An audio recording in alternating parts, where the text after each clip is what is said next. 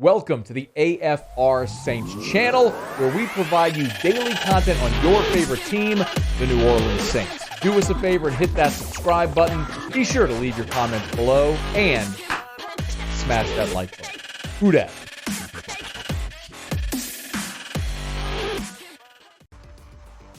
Our preseason game number 2 for the Saints. First at home, Larry Holder, theathletic.com/New Orleans. He joins us now to preview it. How are you, man?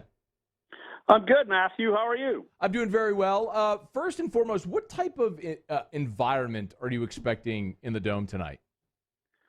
I think that's hard to predict. I would have said outside of maybe a month ago when restrictions were a little looser that you probably have a pretty excited Superdome.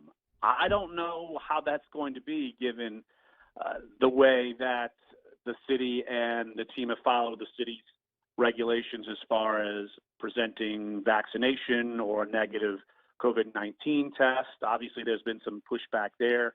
But I assume those who are going to be certainly intrigued just because this is your real first time seeing this group in game action. And, of course, all eyes are certainly going to be in the quarterback position where, as you know, and I know as you've talked about already for probably a week by now, that Jameis Winston's going to start this game and Taysom Hill's going to come in with the second unit. So let's just start there and then get to the things that actually matter because we all know how this is going to go. What are you expecting to see out of the quarterbacks tonight? I expect both quarterbacks to probably look pretty solid. And, people have, and you and me have talked about this too, and why hasn't Jameis Winston run away with the race sort of thing? And I think it's that Taysom Hill has not fallen on his face. And I think even me, I may have thought, hey, he might fall on his face and then Jameis Winston would look so much better. But Taysom hasn't fallen on his face. But I would expect probably a similar rotation of how they did it against the Ravens, where one quarterback plays 20 snaps, the next quarterback plays 20 snaps, and then you'll see Trevor Siemian play probably a boatload of snaps in the third quarter. Maybe Ian Book gets in the game. So I would expect a similar rotation, except the starter versus the second guy is going to be flip-flopped. Should we read anything into Siemian playing over Ian Book? No, I think they just want to give him a fair shake just because he's been there through last year and he has been an NFL quarterback before. And so I think they're just trying to give him a fair shake. I just feel like that, and I'm sure your opinion is probably the same, that Trevor Siemian's probably going to be looking for work in the next couple of weeks, and the Saints would roll with Ian Book as their third guy. And then if they ever need a guy, they know that Trevor Siemian, if he's still out there, which who knows, maybe he won't be, but if they need him, that he would be there and be ready to go. Yeah. Larry Holder's with us. Let's talk about other sort of position battles or storylines of interest in this ballgame. I always look at guys who pop in the first preseason game to see if they can carry over in the second. So let me ask you about a couple of guys and your thoughts, and we'll start with sort of an obvious one, and that's Tony Jones Jr. at running back.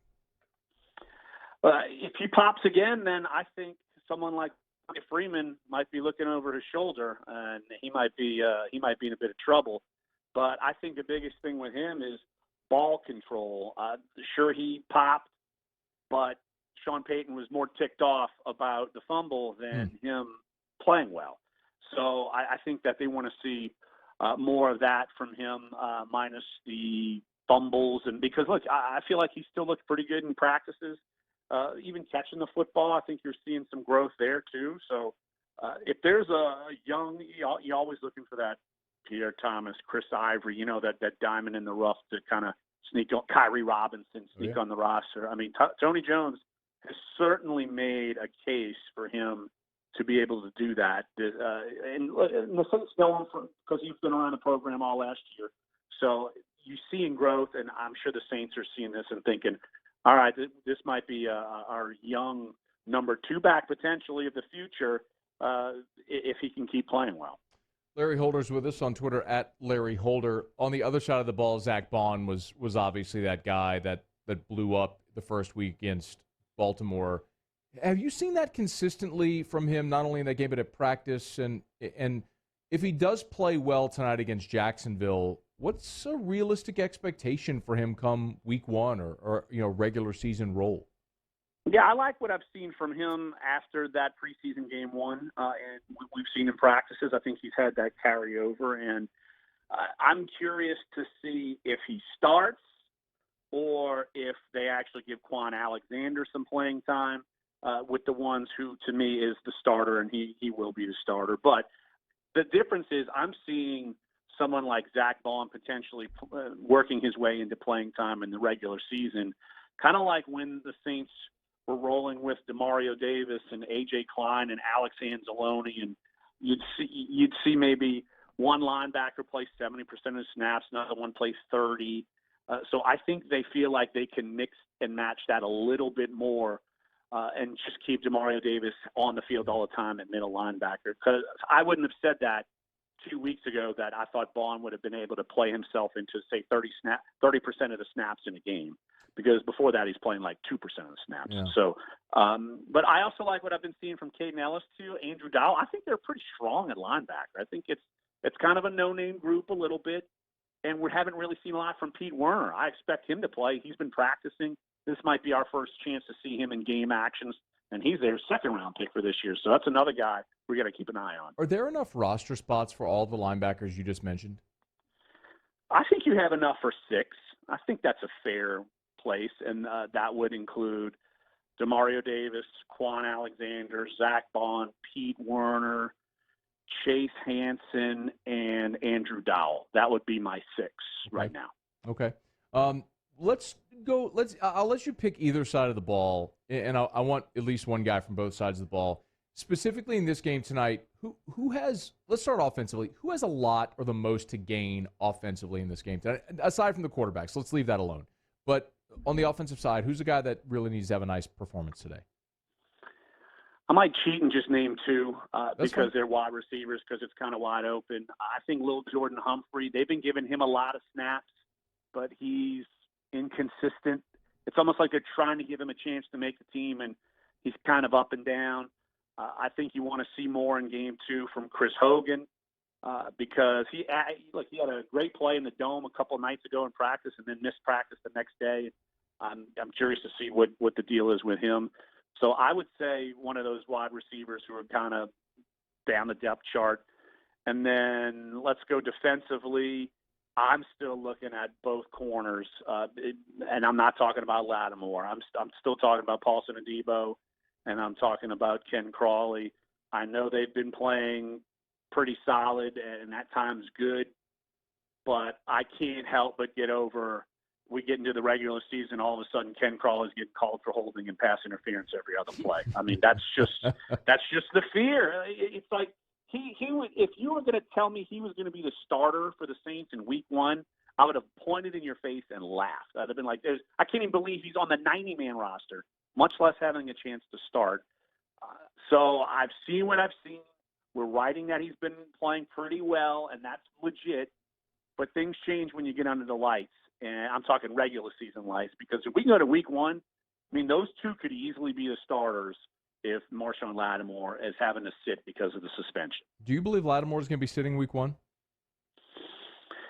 I would put the chances at better than 50-50 that he would. I'd say about 60%. I'd say he would be sitting. I think they structured his contract to lose money. Maybe it won't be week 1, but I'm preparing myself that he will miss the first 4 games. Maybe he misses another 4-game patch, but I'm preparing myself that he'll miss for week 1. And if I'm wrong, I'm wrong, but he will be suspended at some point. I mean, Larry, it's like the closer they get to the season, though, the more you wonder. And I did go back and look up the rule last week from the rule book, and because his personal record prior was sterling, and this was a non-violent act, I mean, they could just fine him. I mean, he could get off without a suspension. Kind of the longer it goes, like, am I crazy to think?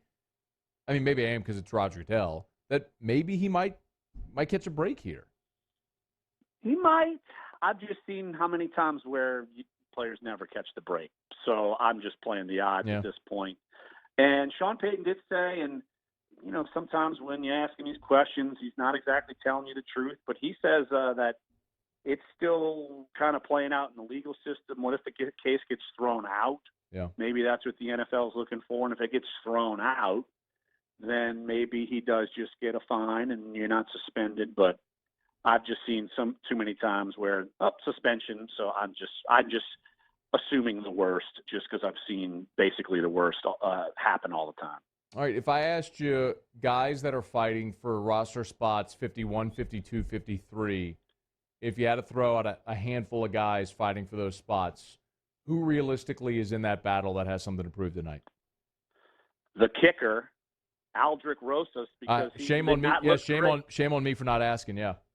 I mean, that guy. I think he's gone once they make cuts and they find a new one. So I don't trust. I just assume they shouldn't have even signed a kicker and just waited. What's the point? We just go for two or just go for it on fourth down when you have to. So he's certainly having a roster spot to fight for.